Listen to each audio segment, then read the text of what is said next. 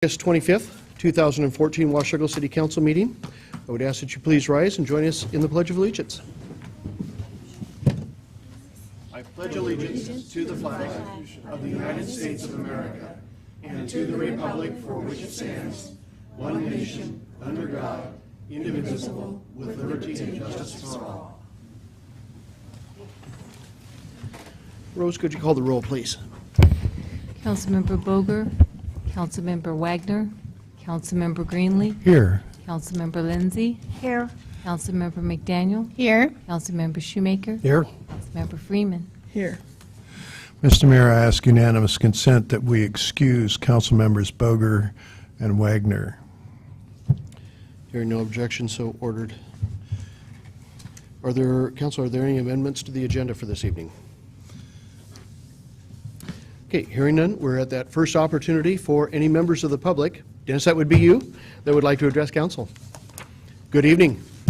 Good evening, Your Honor, It's a small group tonight. and council and staff. Before I get started, may I just, I have some pictures, and tonight is good news. I've got kudos. Awesome. All right. We don't get those enough.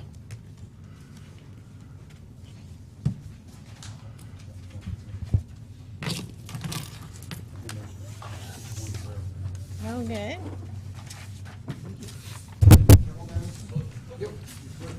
Uh-oh. I felt it. Don't we have one of those Thank you. protective things to go over that? Get two of them. How about one for me? One for me, too. Thank you. Oh, I forgot where it was. My name is Dennis Helland. I live at 2818 I Street, City of Washougal. I mentioned earlier that I've got some kudos, and the first kudo is for the Parks Department. The Neighborhood Association up at the Riverside donated a basketball hoop, and it's been installed, and there's been some chalk lines on the ground. But anyway, that's a kudo. And then the engineering department came out, and you can take a look at picture number 2. That 28th I Street is very narrow. You get 2 cars parked there, and the fire truck cannot negotiate that corner. So there's been some recommendations of no parking on the north and south side. So there's kudos for the park and the engineer. To get back to what I was going to talk about tonight was, I don't want to use any scare tactics, but I'm not going to talk about freight trains or fast trains or oil trains or grain trains. All that is gone by, but I want to specifically speak on picture number 1. There's an article attached to that picture number 1, and the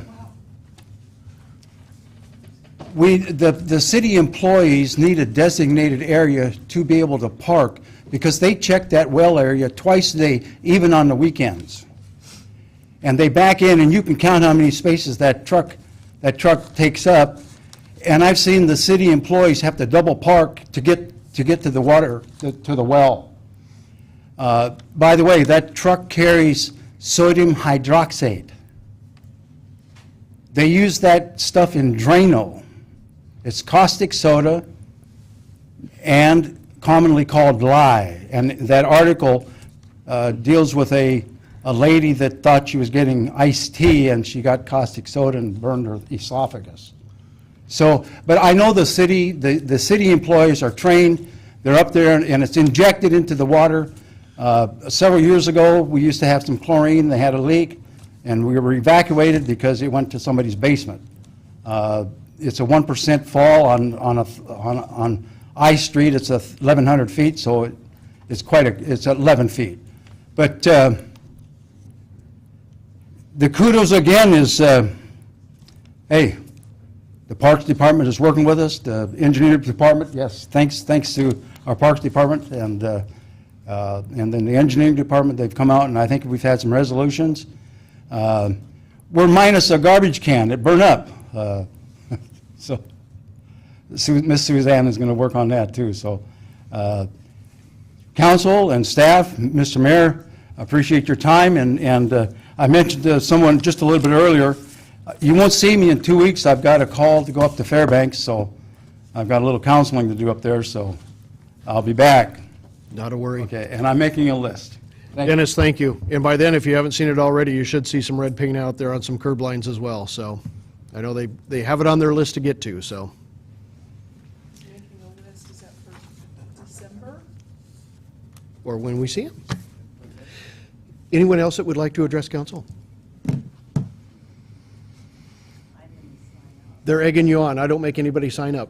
My name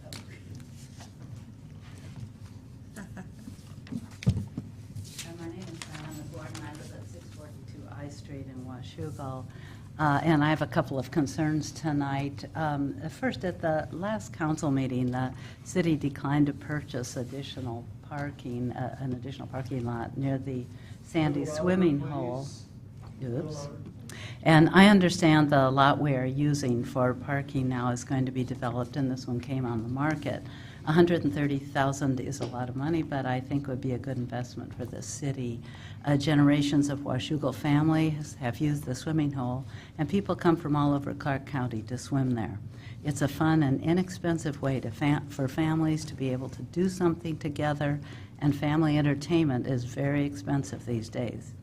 And I think it's a good idea if we can avoid having people park on the verge of the street. I know whenever I drive down there, it really makes me nervous.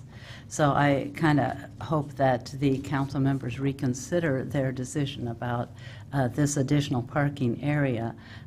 Thank you, council members Freeman and Boger, for voting for that proposal.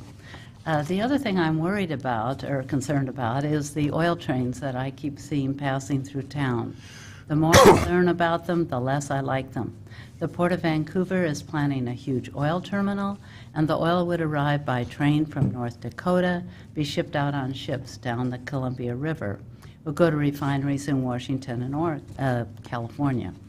As I understand it, this oil is oil that has been fracked from deep underground, and it's especially dangerous. It contains more hydrocarbons than normal crude and also has a lower flash point. So derailments are very, very dangerous, often resulting in horrific explosions. These trains are passing right through the middle of Washougal, near schools and parks and hundreds of residences and City Hall. The National Transportation Safety Board has said they should be routed around populated areas, which in this case might not be possible, and that many of the rail cars that are in use, the T111s, are not adequate to transport such a dangerous product. I don't feel it's safe to have them going through Washougal, and I don't think the Port of Vancouver should invest in new infrastructure to bring many more of them through our community every day. I think we should send a resolution to the Energy Facility Site Evaluation Council and Governor Inslee not to permit an increase in current oil train traffic until all safety issues have been addressed. Thank you. Thank you, Mrs. Gordon. Anyone else that would like to address council? Okay, not your only opportunity. You'll have one here in just a moment again. Moving to consent agenda. Council, this evening your consent agenda has 3 items on it. Your regular accounts payable claims in the amount of $738,705.41. Your payroll claims in the amount of $187,124.20. And Agenda Bill 58-14, setting a public hearing for the Port of Camas-Washougal Developers Agreement. Council?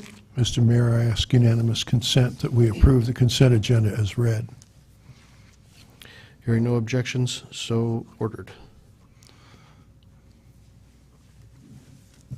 And that brings us back to the second opportunity for anybody in the public that would like to address council. It's a short meeting tonight.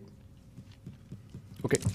Mayor, I wonder if you'd like to advise Mrs. Gordon about, both of our items were discussed in a workshop. I think some response might be in order since we just talked about it. Yeah, just, Diana, just previous to this meeting during our workshop, we did, the question of the Sandy swimming hole did come back up, whether the council wanted to reconsider or not, and it appeared at that point that there wasn't any of the members that would like to ask for reconsideration of that one, that we're Technically, it has to be one of them that voted no on it that has to bring that forward. It didn't appear that that was going to happen. And then in regards to coal trains, we will be having, oil trains, excuse me. Oil trains and trains. We'll be having some discussions at our next workshop, the 8th of September. So that meeting's at 5 o'clock, and you may want to be here for that one. And that'll be basically where we just discuss where we want to be in regards of all of that and any direction that council may want to give to staff as far as moving forward, so. Okay, great, thank you. You bet. With that, under Mayor's report, Connie Jo, thank you for being at the softball game for Yes. the city. We did have our city employee game against the city of Camas and won before we lost. Trying to remember if we won more before we lost by more, but anyway. A good time was had by all, and you were represented well there, so. Other than that, we do have just a reminder of the stand-up paddleboard competition, which is this Sunday, the 31st, down at Captain William Clark Park. I think they start coming in, they set up early in that morning, but I believe the first thing on the agenda, or on the schedule, was like 8:30 in the morning for their registration to start. They're over by 2 o'clock. They're anticipating by 2 o'clock we'll be doing awards. Pardon? Dave Scott's participating. That's what we've heard. I signed all of the council and the mayor and the staff up for the novice race. That I didn't see. Sweet. You didn't get that email? No. I'm going to try to do the novice race. It's 2 miles. The pros do 6 miles. Did you take a sick day for Monday? I might need a lot of ibuprofen. There you go. Hot pads. We're just, we need to be cautious with David on how many things he gets in that are physical, like the softball game, because he tends to come out of those with injuries. Oh. Covered by workers' comp, Mr. City Attorney? There is, in regards to trains, there is an ad hoc committee meeting this Friday for AWC up in Tukwila, so we'll be up there to see what that group has moving forward. I'm not sure whose brilliant idea it was to have a meeting that ends at 2 o'clock in the afternoon on a Friday of a 3-day weekend in the city of Tukwila, but there you go. And then also a reminder for council members of Heritage Days, which is on Saturday, September 6th, from 11 to 3 down here, centered around the museum area. That's all that I have. Brent? Paul? I've got a couple of things. I just wanted to mention that last week, or actually 2 weeks ago, the 13th, 12th, 13th, 14th, 15th, I was in Leavenworth, Washington for the Association of Washington Cities Municipal Budgeting and Fiscal Management Training. I'm one of those people who loves to put my seat in a chair and learn things, and so it was a fun experience for me. Coming up, there'll be no ad hoc budget committee meeting this Friday. It's Labor Day weekend, and so the next meeting will be Friday, the 5th of September. There is a regional transportation commission meeting coming up on the Tuesday, the 2nd of September. Local Connections, which is a group of local business people from Camas and Washougal it's basically a networking group. There's no membership fees or anything like that. And we meet at a different local business every month. This month, the meeting is at Prestige Care, 740 Northeast Dallas Street in Camas. Starts at 8:20 and we're done by 9:30. So anyone who's interested is certainly welcome. What day was that? Tuesday morning. Tomorrow? Yeah, tomorrow morning. And I got to spend yesterday on the Columbia River fishing. Life is good. Joyce? A week ago tonight, I took the bat walk at Steigerwald Reserve, and it went from 7:30 to 10.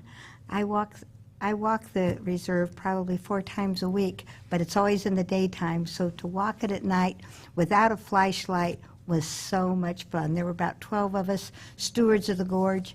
Commission were with us. We saw no bats, but it was great. Jennifer? David? Dave? Connie Jo? I would like to ask a question.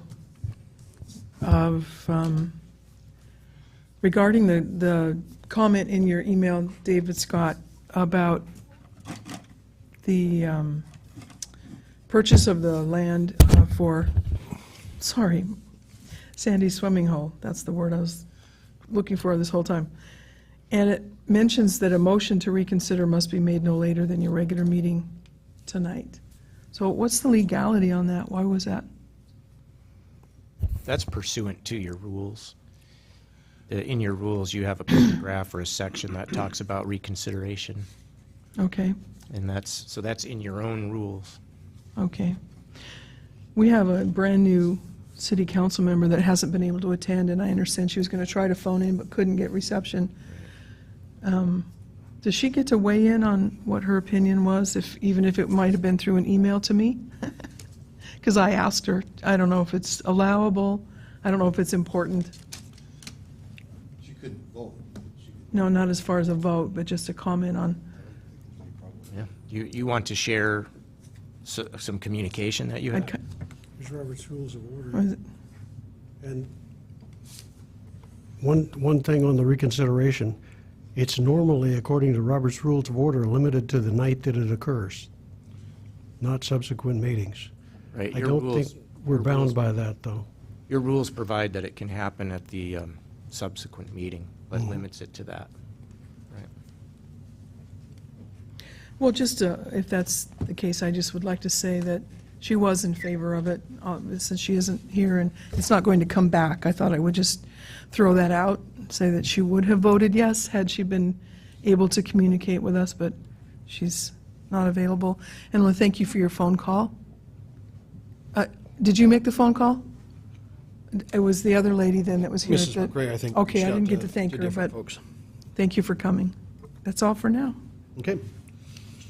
Yes, David?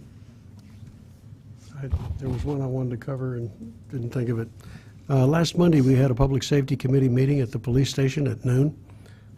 And, Monday, not Sunday. And we discussed a number of issues, and out of that came a decision to request a rewrite for the job description of the code enforcement officer. In order to clarify her position, she actually coordinates her efforts between 2 departments, the police department, where she resides, and community development, where she does a lot of work for them. And in addition to that, we also asked the police department to take a look at that job description and the ordinance that supports it, and put some teeth in the ordinance in terms of getting some things done. So we'll look for that sometime in the next couple of months to come back to us. Thank you. Thank you, Mr. Mayor. You bet. With that, we will adjourn to executive session in regards to property acquisition. We're anticipating at least to start about a 20-minute time period, and no action is anticipated at the end of that period. So, with that, we will ask for the chambers to be cleared. Dennis?